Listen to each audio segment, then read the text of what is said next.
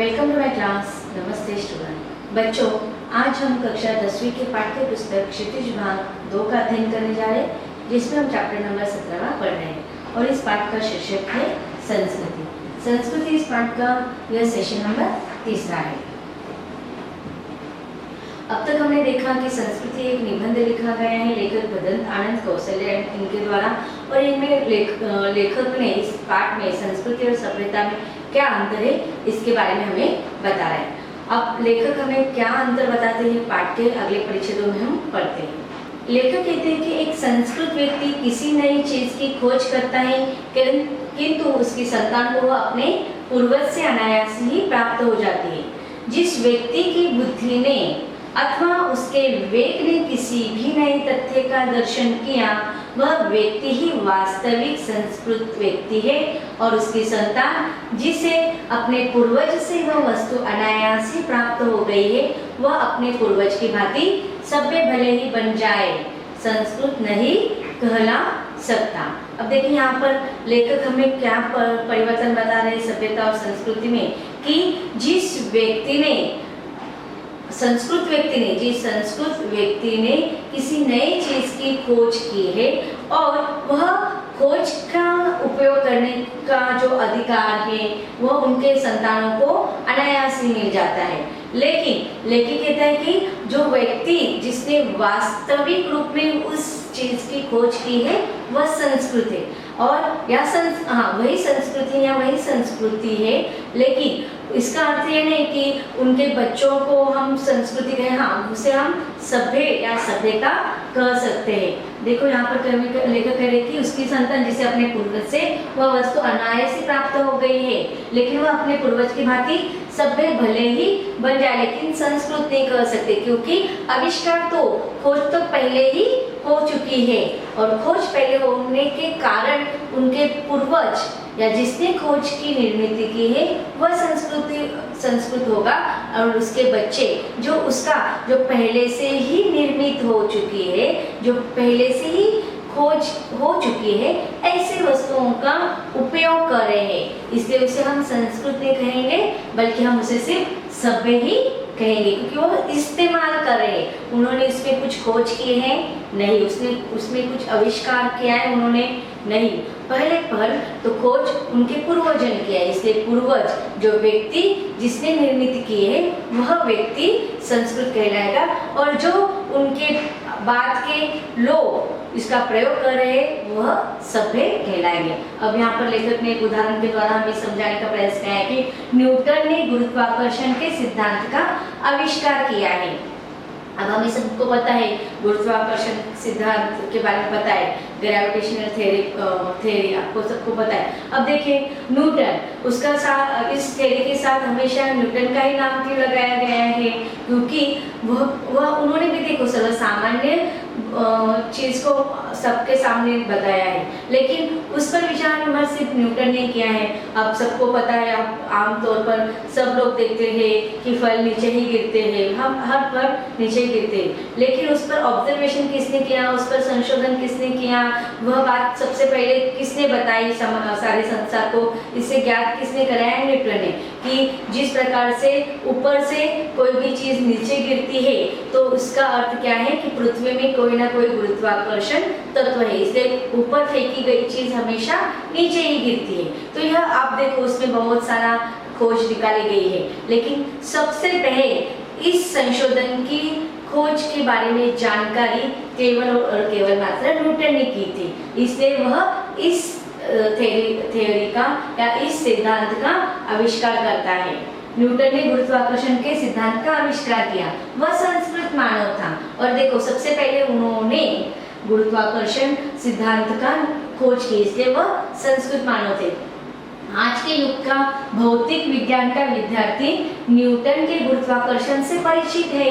अब देखिए भौतिक विज्ञान का जो विद्यार्थी है, अब साइंस से संबंधित जो स्टूडेंट्स होते हैं वह साइंस के अलग अलग जैसे कि फिजिक्स, बहुत सारे टॉपिक्स होते हैं, तो फिजिक्स का टॉपिक लिया हुआ जो विद्यार्थी होगा वह न्यूटन के गुरुत्वाकर्षण जो थ्योरी पे है या जो थ्योरी है सिद्धांत से अपरिचित हो चुका है, उसमें उन्होंने कुछ अपना खुद का तर्क वितर्क नहीं लगाया है। लेकिन उसके साथ उसे और भी अनेक बातों का ज्ञान प्राप्त है जिनसे शायद न्यूटन अपरिचित रहा है।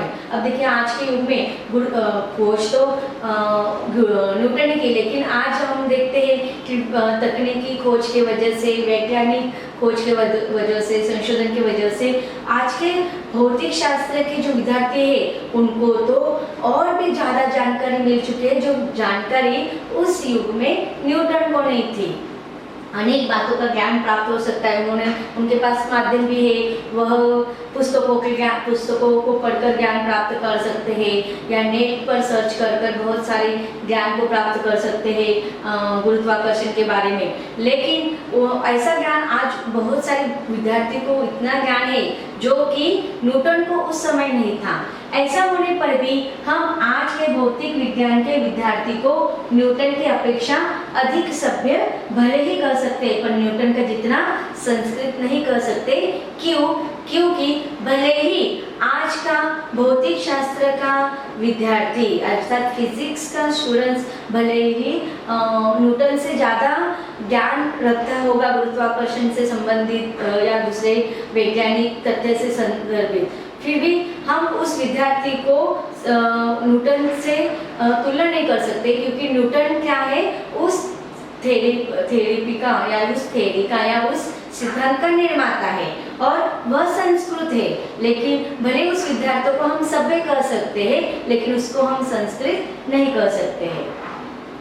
आज के आविष्कार में कदाचित पेट की ज्वाला की प्रेरणा एक कारण रही। सुई धागे के आविष्कार में शायद शीतोष्ण से बचने तथा शरीर को सजाने की प्रवृत्ति का विशेष हाथ रहा। अब देखिए यहाँ पर लेखक, हमने देखो पहले परिषदों में देखा था कि लेखक ने आग की निर्मिति और सुई धागे की निर्मिति के बारे में हमें बताया। तो जिसने निर्मिति की है वह संस्कृत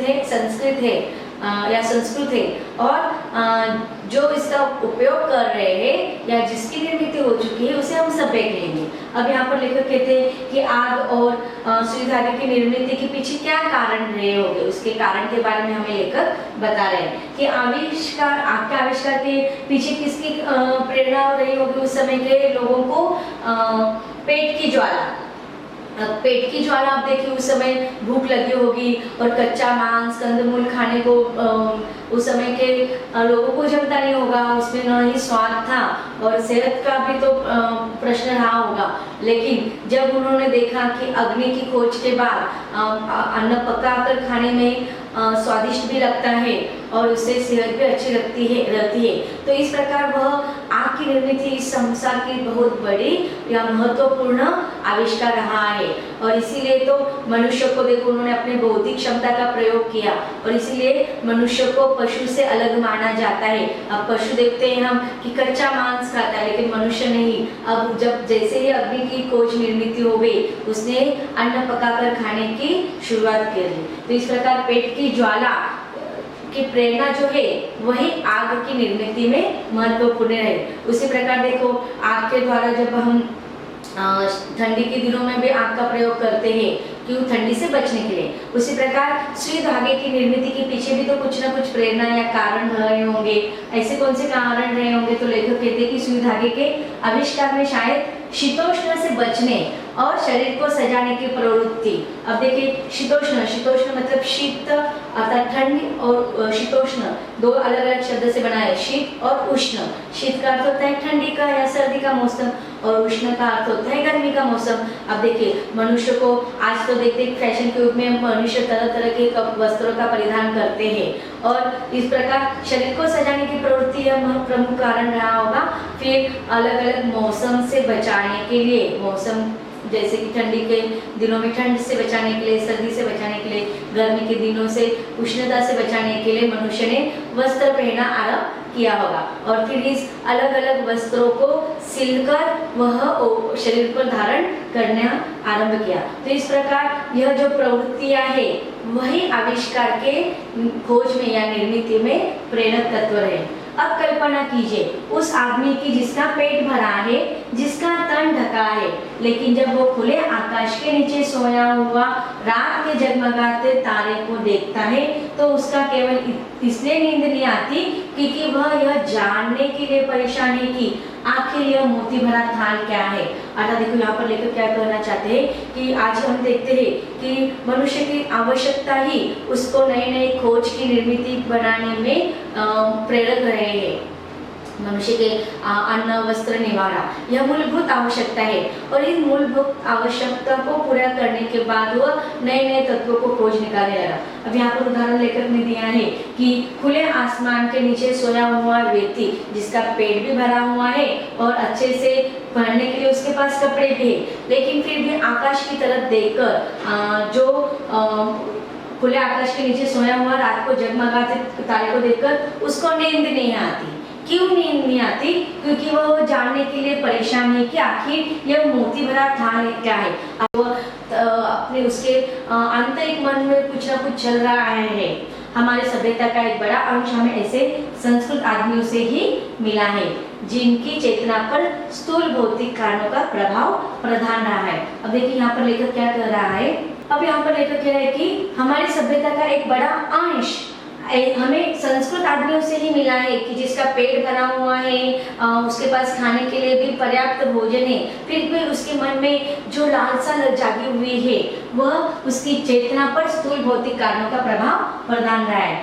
किंतु उसका कुछ हिस्सा हमें मनुष्यों से भी मिला है जिन्होंने तथ्य विशेष को किसी भौतिक प्रेरणा के वशीभूत होकर नहीं बल्कि उनके अपने अंदर की सहज संस्कृति के कारण प्राप्त किया है।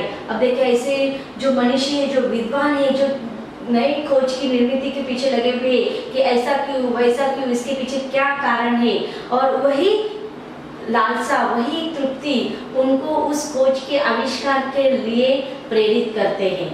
रात के तारों को देखकर न सो सकने वाला मनुष्य हमारे आज के ज्ञान का ऐसा ही प्रथम पुरस्कार करता था। अब देखिए यहाँ पर लेखक क्या बताना चाहते हैं कि उस समय जिसका पेट भरा हुआ है, जिस पर ओढ़ने के लिए कपड़े हैं, तन ढकने के लिए कपड़े हैं, लेकिन अगर रात के तारों को देखकर उसको नींद नहीं आ सकना और उसके ऐसे जो विद्वान थे अगर उस समय उसने यह तर्क वितर्क नहीं लगाया होता तो आज के मनुष्य हमारे आज के ज्ञान का ऐसा प्रथम पुरस्कर्ता था। अब देखिए आज हमें कौन सा ज्ञान प्राप्त हो चुका है कि अवकाश के बारे में कितने संशोधन हो चुके हैं, कितने आविष्कार हो चुके हैं, प्लैनेट्स के बारे में हमें सब पता चल चुका है और उसके बारे में हम बहुत पर्याप्त मात्रा में जानकारी हासिल कर सकते हैं। तो उसके पीछे कौन कारण था? वह जो सब कुछ होने के बाद भी निठल्ला बैठकर नहीं बैठ सकता था, उसके मन में जो लालसा थी कि और इसी कारण उन विद्वानों के कारण ही आज हमें यह सारे ज्ञान प्राप्त हुए और वो ज्ञान प्राप्त करने के पीछे जो प्रथम पुरस्कार करता था वह व्यक्ति था जो उसके मन में वो चिंता खाई जा रही थी और वह थाल भरा मोती भरा थाल क्या है इसके पीछे वह लगा हुआ था। आगे लेखक कहता है कि भौतिक प्रेरणा ज्ञानक्षा क्या है? ये दो ही मानव संस्कृति के माता पिता है। अर्थात मानव संस्कृति की जननी कौन किसे कहा गया है कि भौतिक प्रेरणा और ज्ञानक्षा। ज्ञानक्षा का अर्थ क्या होता है? ज्ञान को जानने की बहुत ही बहुत अधिक इच्छा।